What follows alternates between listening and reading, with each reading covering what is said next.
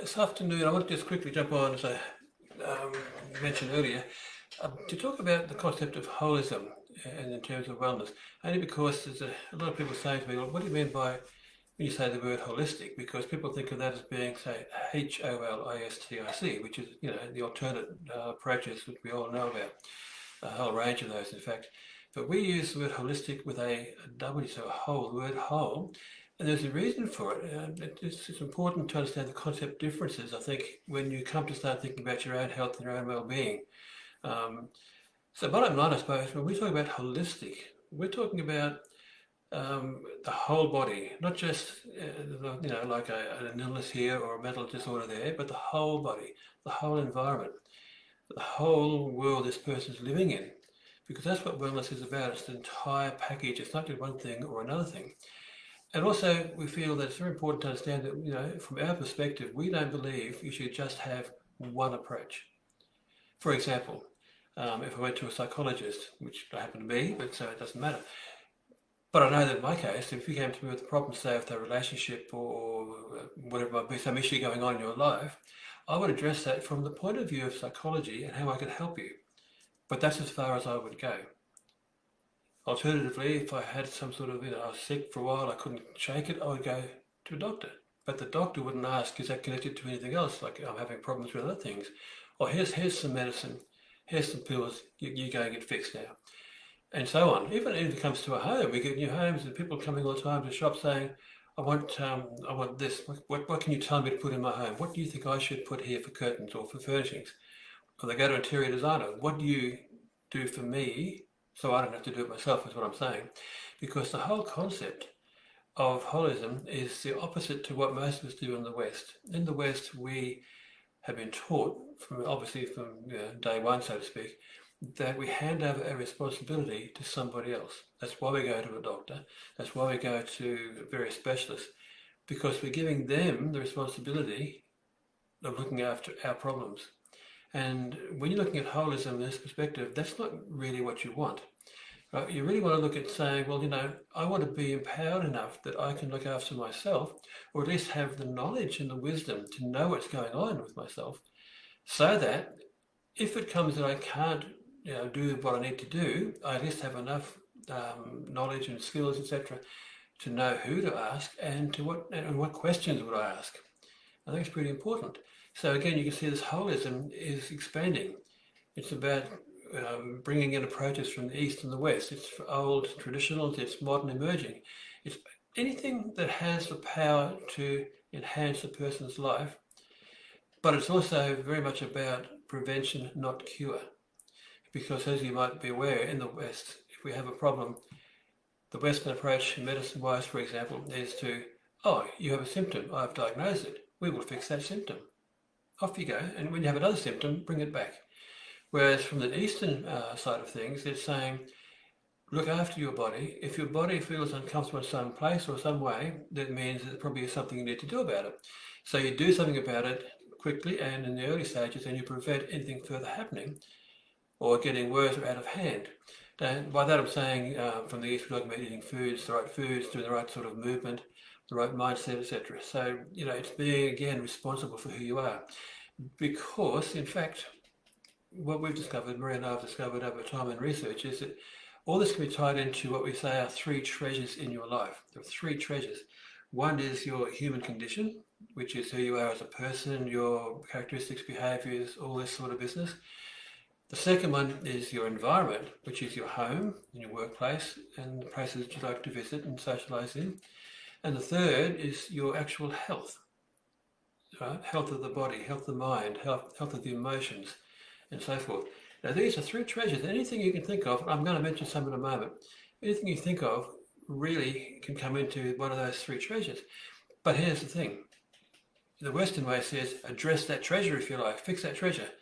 But you see, if you only fix what's, say, inverted commas fixed, if you only fix the problem that presents without looking at the rest of the life, the rest of the world around this person, in other words, all the treasures, there's a good chance what was worked on will not stick very long. You'll bounce back to where you started from. So you really have to think in this sense of holism is to say, I need to address everything so that when I make changes, when I make improvements, I know there's a much better chance that those improvements will stick, they'll stay in place, and they'll be of value to me long term.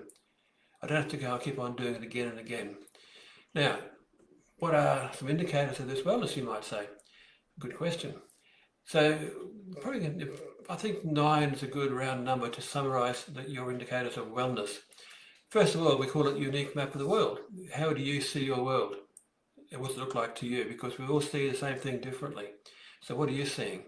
It's your behavior and cognitive framework, which is your thinking patterns, your decision making, how you communicate with what's around you. It's your physical, your mental, your emotional state. It's your personal energy. And energy is another topic for another day, because energy may not be what you always think it could be, but your energy flow is important. Your relationship with your partner, your family, your children, even friends. Your home environment, your surrounds, like the environment around you. Whether be what sort of atmosphere you're living in. Is it in a city? Is it in a country area? What's it like? Your passions, your values, your beliefs, and your mindset. All these things have another big place in how your wellness can play out. Your workplace, your career, business has also a lot to do with your sense of wellness. And funnily enough, what people don't think so much of is your future destiny planning. And by that I mean, are you living day by day, letting things happen to you? Are you looking in a proactive manner saying, this is what I really want looking forward? This is what I really would like to achieve. How am I going? Am I on track? Is it working for me? And these 9 are so important, but they all affect each other. So for example, you have to, it's a balancing act. So if one of those areas plays up, if one of those indicators of wellness is having a spot of bother, chances are it'll impact on other ones in those sets of 9. It's like a domino effect. You've all seen how the dominoes work when they start to fall. And quite clearly, when someone gets to the stage of being overstressed, they're burnt out, they're depressed, all these different things we hear about, stuck, all these sort of things, it's because more than one of those indicators has gone pear-shaped, if you want to use that term. Which means that the more it builds, the more the domino effect works, the more we find ourselves in a dark place and we need to do something. Again, preventing that before it happens is going to be much easier and more successful and more long-term than trying to cure it. Now, there are a whole series of impactors on this. That, in other words, impactors meaning what causes these indicators to stumble. And I'm not going to go into all of them now, there's quite a few, but you can think what they'd be, like how you were brought up, how old you are right now, what is your financial situation like now, what's the expectations you place on yourself.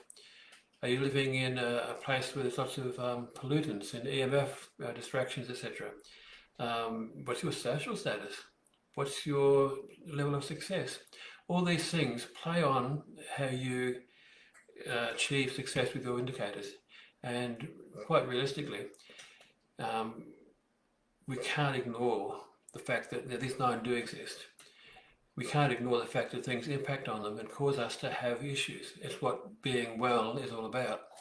So obviously, if you look at your health and well-being from the bigger picture, from what we call the holistic approach, remember with the W, then obviously we can then discover the power we possess to live and to be in control of who we are and how we have chosen to live and achieve the success we want. And it's not a bad place to be. So next time you're thinking about this concept of, someone says, oh, I'm a holistic healer, ask the question, if you like, just inside yourself. Does he mean or she mean holistic or holistic with a W? Is this person offering one thing? Or is this person offering you a gateway to your complete health picture?